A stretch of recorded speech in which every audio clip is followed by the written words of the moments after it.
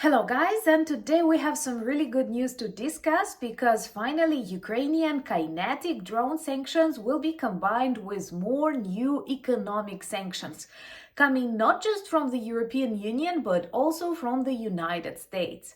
For the first time since the beginning of his second term, Donald Trump agreed to impose sanctions and, what is interesting, on two major Russian oil companies, Rosneft and Lukoil. Many Russian experts actually describe Rosneft as Putin's personal wallet, and the consequences are already visible. India is prepared to shorten down the amount of oil they were ready to buy from the Kremlin, and Putin is angry and nervous. And all of that in the context of constant explosions and fires on the Russian oil refineries as Ukrainian drones keep demonstrating the way to demilitarize, defeat Russia, and finally bring lasting peace. So let's discuss what's happening right now inside Russia after a new sanctions package was announced and Ukrainian drones continued doing their job.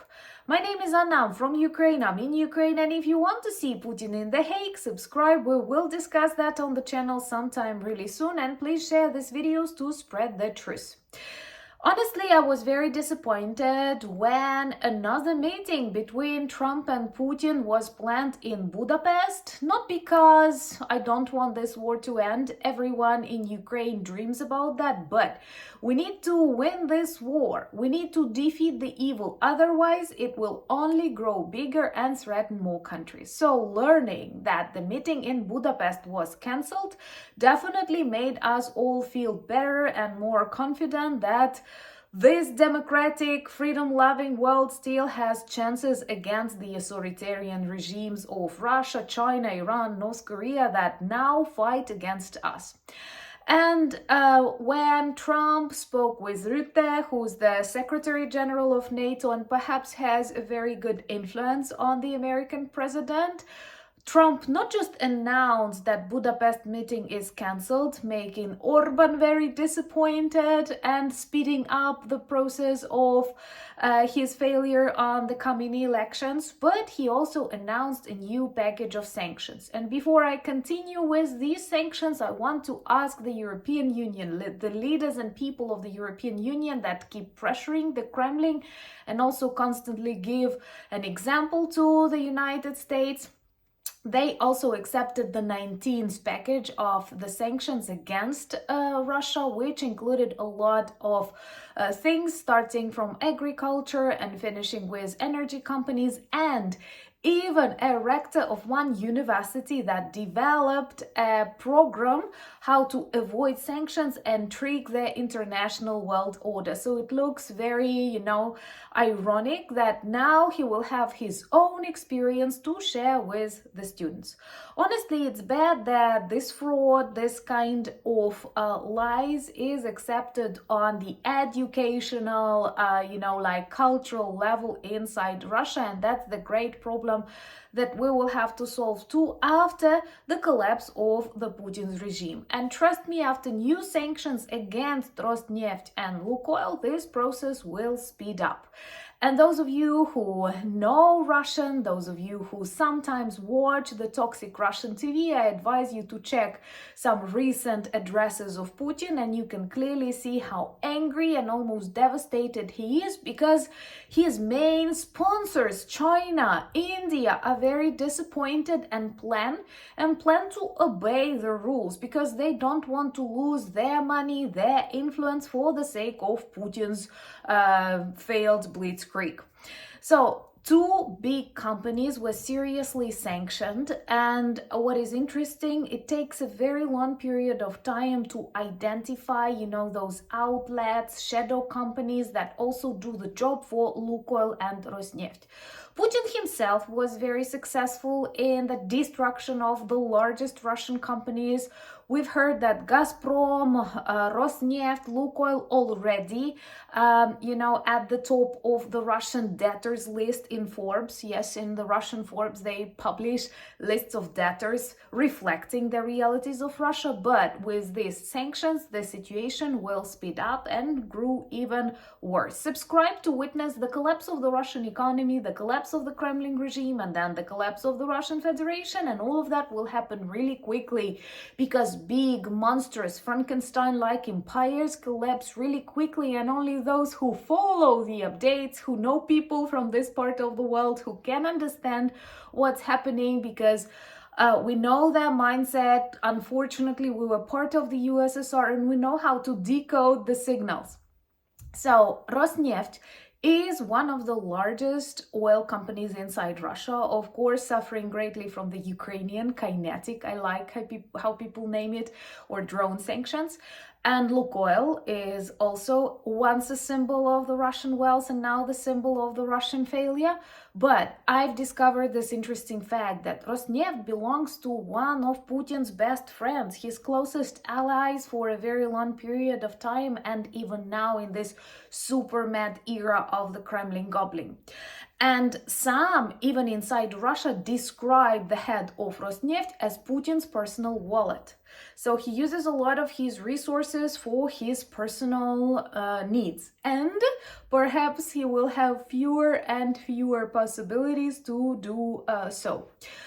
Being very angry, being very frightened, Putin decided to address people, traditionally saying that sanctions are not bad, they are just good for the Russian economy. I wonder why the stagflation is the new reality. Inflation is growing and people are withdrawing the deposits if everything is so good, and why on earth he is so angry. But we will see. Time will show it, and I'm sure that collapse will be tremendous and beautiful. Share this news. That's important. That's indeed very important and good. So Putin started saying that Russia will produce less oil and there will be deficit and prices will grow up. I'm sorry, they already have deficit inside Russia.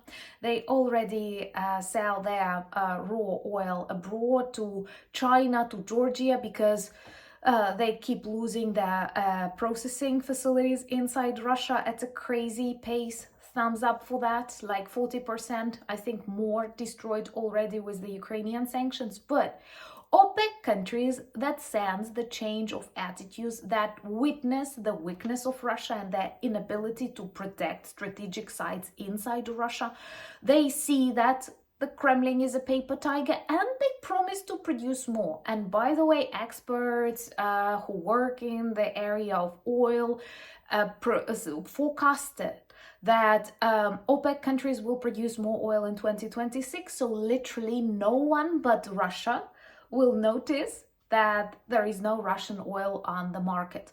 Plus India, that promised to support the Kremlin, China, that promised to support the Kremlin, now already announced that they will need to restructure the purchasing processes, which means we won't buy your oil if it will cost us some bad legal international consequences, because in the world of predators, they always choose themselves.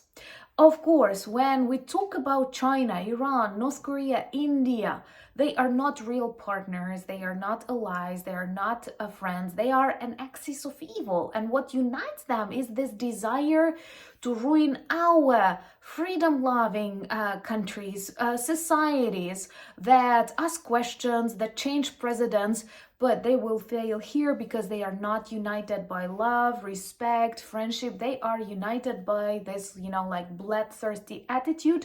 And we already witness them giving up on Russia, which is beautiful. And I'm sure more of such updates will come in future.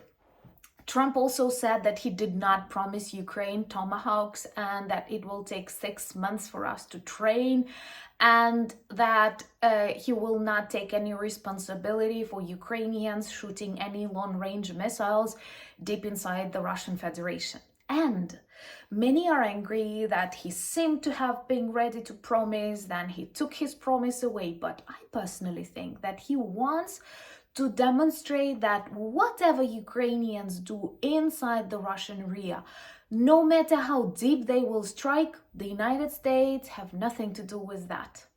And this may actually be a context and a preparation for some really good long-range strikes deep inside the Russian Federation. Plus, if we're talking about 6 months training, Well, we can do it even faster, and 6 months, unfortunately, is not that long in this exhausting war that already lasts way more than anyone could have predicted, but with one very important difference. Now, dozens of the Russian regions are an active war zone. Recently, a huge fire destroyed a military chemical plant in Russia and one more oil refinery destroyed in Ryazan. And no one in Russia is surprised to hear detonations on military sites, to see the prices of gasoline or the lengths of queues to get some fuel. And I'm sure more and more of them accept the fact that soon the economy will collapse and then Putin will disappear, just as all previous Russian dictators did. So I'm really happy that despite the fact that Trump perhaps is not very much into Ukraine, Europe, and this like real diplomacy, but he understands Putin is a criminal and Putin wants to make a fool of him. And that meeting in Alaska was a disgrace for the United States, and I'm grateful that you spoke about that openly on your social media, in your newspapers, in your conversations on the streets with neighbors and friends, and it worked because Trump was prepared to travel to Budapest. He was prepared to speak with Putin, but then decided he wants to be a winner. He doesn't want to be a loser. And then Rutte helped, and of course, the Ukrainian people and friends of Ukraine all over the world. And that is you. Thank you once again. And if you want to feel how Russians far from Moscow feel about this failed special military operation, watch a new video on my Anna Danilchuk channel that I connect here, and where I tell you more how it feels in the far east of Russia or in Siberia. Also follow me on Instagram, X, Blue Sky, Threads, Discord, all the links in the description of this video, same as the link to our merch shop that turns you into the ambassadors of Ukraine in beautiful sweatshirts, caps and t-shirts, reminding the world about our fight and the need to defeat and demilitarize Russia. Thank you for buying me coffees, becoming my patrons and sponsors of the channel, but most importantly, thank you for standing with Ukraine. Russia can and will be defeated. Slava Ukraini!